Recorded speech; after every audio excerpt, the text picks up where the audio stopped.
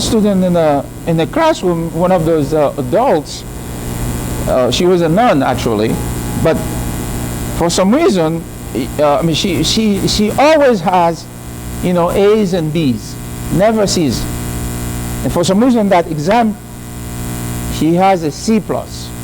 She was complaining, saying, okay, that's not possible because I never had C's.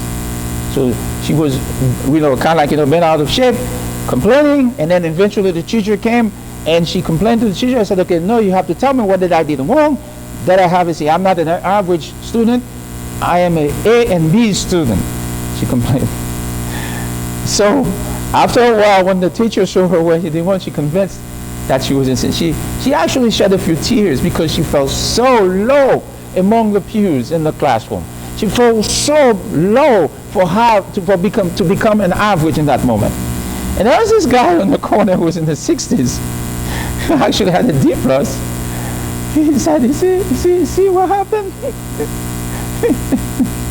See, I'm so glad that I can have a D plus. I don't know if I had a C plus, man. I think I'll be running all over the place jumping for this grade. And then look at this person who has a C plus, she's not happy about it. You follow? I think my point is, and to tell you this, is the fact that we are not the same. We are not equals in anything. I think we heard that a lot. We are all created equal. That's a lie. There's no equality in us. We're all different from each other. What I can do is it's different from what there might be some similarities. There's a lot of differences, but we're not together. We're not the same. We're not equal in any way. Where are we equal at? See, there's a lot of things we need to talk about, but I'm going to pause on that. So that's the thing we don't hear from the mouth of an evangelical. Because what they tell you, they're trying to make you feel good with what they're saying, but in reality, there's a lot of things that happen. Like I said, how do you explain the story of David committed adultery and then killed this woman's husband, right? In order to get her and then become her husband, and then later on they have a son, he became the king of Israel. The question is, where does the idea of all these things come from? Who put it all together? Your life, the way it is lived right now, is not about you. You have nothing to do with it. I'm not saying, okay, oh, I'm saying this, okay, you bear no responsibility of your action. That's not what I'm saying to you, man. I'm saying to you because somebody is putting on a guilt trip, saying that okay, if you're poor, it's because of your own doing. I don't think anybody wants to be poor. I don't think anybody wants to live in a condition where things are difficult. What about sickness? Let me give you one that actually blows my mind. I cannot comprehend this. And I think when I tell you, you see what I'm saying. What does exactly a child do to deserve to be born with a deformation? What is it that a child do to be born, and then the next few months after being born, you find out that your child has a tumor? What is it that the child is done? What kind of sin that the child? Now you're going to blame on yourself, or it's because of sin of the parents. That's it. That's not actually true, my friend. Who orchestrated all these things? Who created this person with a deformity? Who caused this person to be born with such a, incurable, or some of them a very incurable disease? Do you follow what I'm saying? All the miscarriages and all these things. We need to tell the truth about all those happenings in our lives, things that we do not understand. There's only one person that is responsible for anything that's happened in this world. Do you follow what I'm saying? You think that there are so many things happening, and then you blame some group of people over it. And I think it's really hard. I would be the first to admit that. You know what I mean? I think there are other questions. I think I raised those questions. In this book, that's exactly what you see. You're going to find, I don't think I can give you solution. I only explain to you some of the things that you see. To get to a place where I want to take you, and I'll tell you at the end. Okay? So now you have some of the questions. They say, why must I pay for sin? Like I explained to you earlier, that I didn't commit the sin that was happened in the garden. Now, if in fact Jesus, I'm talking about die for any sin, which I talked about that earlier. Why am I still under that sin? And you too. Because, for instance, if you go, let's say if you owe somebody something, you're not the one paying it because you didn't have the money. Someone comes along and paid the debt for you. Why do you still owe that person money? No, you don't. Because somebody paid it for you, so you're free from that debt. So if you understand that analogy, to explain that, it actually bothers me, and actually it's a little confusing to me, personally. And I think, like, when somebody asks me that question, I don't have the answer. Why is it that Jesus died for the sin of the world? That's what the Bible says. And then we're still under that sin. You follow? So I leave that with you. Jesus went up to heaven to prepare a place for us. People asking the same question again. Why he hasn't come back yet? I heard somebody says, because they lied to you. That's why he hasn't come back yet. Jesus will never come back. There's no Jesus who's going to come back. That's what they say. Now, if you were to ask somebody, let's say a pastor, that question, the pastor is going to really do a lot of gymnastics to let you know why Jesus hasn't come back yet. They will tell you this. This is the common one they tell you. They said, Jesus is lingering to return is because of the fact that there's one last person that needs to be saved. You follow? That's what they would tell you. That's the reason why Jesus hasn't come back yet. Because they said, think about it, and it does make sense what they say. Remember when you were not saved yet? What if Jesus came back before that? You wouldn't have the opportunity to be saved. So they say, for this reason, so Jesus is lingering a little bit more so that everybody else does. So now the question is, did Jesus know that how many people are going to be saved?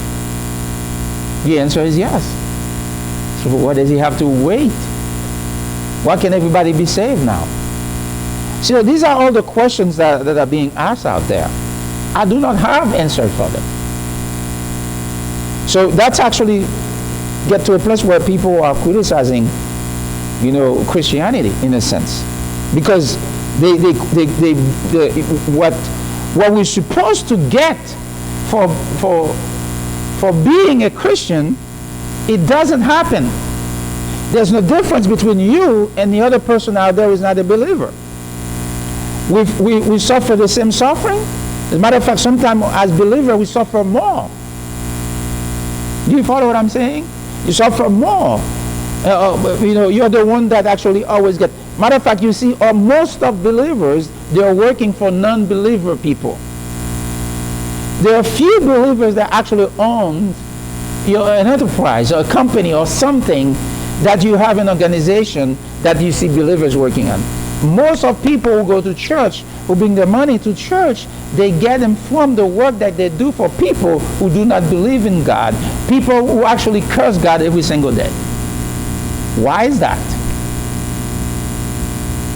I do not understand. I cannot explain that. Matter of fact, I work for a non-believer. My job, the work that I go to every single day, matter of fact, I hear people curse God every single day. Do you understand what I'm saying? I still need to work. I still need to pay my bills. I still need to take my responsibility. So why is that we as Christians, we're not above? We're not the one actually dominates. Matter of fact, I can tell you this. If you read some of my books, for instance, if you read in the books about good versus evil, if you look at the books, on Amazon, you read this book, and I encourage you to do that, you will see that I talk about discrimination within the church. You have the white evangelical, when you have a few, for instance, a group of black people that go to that church, most of the time there's discriminate among them. Matter of fact, something happened to me very vividly. in a white evangelical church. I mean, a person, you can say whatever you want. I'm telling you what happened to me. Okay? Now, this has actually happened to me. I'm not lying to you. I came to church a little bit late. And so, you know, they have ushers in the church, right? It's a church that's predominantly white. So I walk through the door, and when I get there, the church was actually almost 90 to 98% packed. There's not even an inch going on there. So it's very hard to find a space. So the usher told me, just stand right here. I'll come get you. So what he did, he just stood right there. And then I'm waiting. Nothing ever happened. For the next 5 minutes, I'm still standing, waiting for him to sit me. And I can tell, you know, by looking in the horizon in the church, there's some empty space there. I didn't know anything. So right after 5 minutes I've been standing waiting, there's another lady that came by, and that lady was a white woman. Okay, I got to tell you the truth, because this is America today. This is where we're living. This is exactly what's happening. And she was right behind me, and then the usher saw her, and he called on her. He said, "Come in," and then he went in and go ahead, you know what I mean, and have her sit down, one of those empty seats that was close to the front of the church. And then he came back to the same place. For some reason, I did not know that. There was another lady, was a black woman lady, was standing on the pew, almost in the same area where that usher just sat that lady. He saw what that happened, and he came out of the pew, and he walked through the aisle, and he told me, "Come right here." She was not an usher. She was just another person visiting in the church. And she told me, she called him and said, "Come." So I went with her, and she made me sit right beside her in front of the usher. So now tell me, whatever you want to tell me, isn't that discrimination? Right there in my face? Why did he do that? Because he didn't like me? I cannot explain it, but I can understand. You know, I can have my own opinion about it. And I think that was kind of like a discrimination. He was discriminated against me. There are plenty of spaces in there. By respect, I didn't walk through the church to find a seat on my own. I respected his position. That's what they placed him here to do. But even within the church, there's discrimination. I can tell you many things that happened to me within the church. Now, another form of discrimination you can tell. Here in America, I've seen that a lot. If you think I'm lying to you, just go around churches and see what happened. All the churches that are, they have like white pastors, white evangelicals, right? They never put a label on it. We know that they call it white church, right? But now, if you have a church that predominantly is a white church, and then they put a black pastor at the, leadership of the church, automatically the church becomes a black church. Why is that? It becomes a black church right there. You will never see a black man pastor a white church to call it simple a church. They call it a black church. Why? Because you have a black man leading it. You follow what I'm saying? If you have a white man leading the church, even there are a few black people on it, they never put a label on it. Everybody think it's okay. They never call it a white church. We think of it that way, but we don't call it that way. But when it comes to a black man, in order for him to be a pastor, he has to be a black church. It doesn't matter whether the congregation is mixed or mostly white.